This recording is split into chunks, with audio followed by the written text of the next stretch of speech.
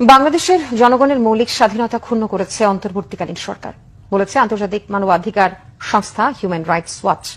বুধবার এই কথা বলে সংস্থাটি। বাংলাদেশের অন্তর্বর্তীকালীন সরকারের সাম্প্রতিক কিছু পদক্ষেপ জনসাধারণের আমলে এখন কি হলো, বিধবা ভাতা, প্রতিবন্ধী ভাতা, বয়স্ক ভাতা সবকিছু পাইছি, আর এখন কি পাইতেছি? লাঞ্ছনা।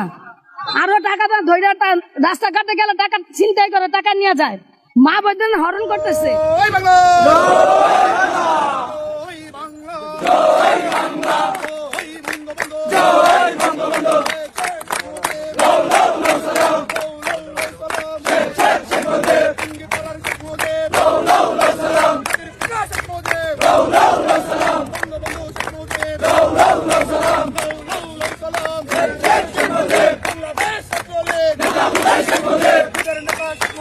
যত করবা চালাকি বুঝবা তার জ্বালাকি।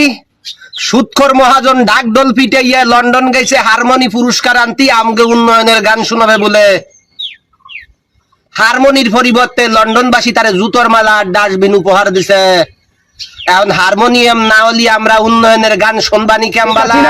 আমাদের বাংলাদেশের সবচেয়ে গণতান্ত্রিক নেত্রী এবং ক্লিন ইমেজের, আজ পর্যন্ত তার ঢাকায় একটা বাসা নাই, এখনো ভাড়া বাসায় থাকে। হাসনাত যে কথাটা বলেছে, বরঞ্চ হচ্ছে কি, চোর যখন চুরি করে, চুরি করতে করতে অভ্যস্ত হয়ে গেলে তখন ওই চোরের কিছু প্রকাশ পেয়ে যায়।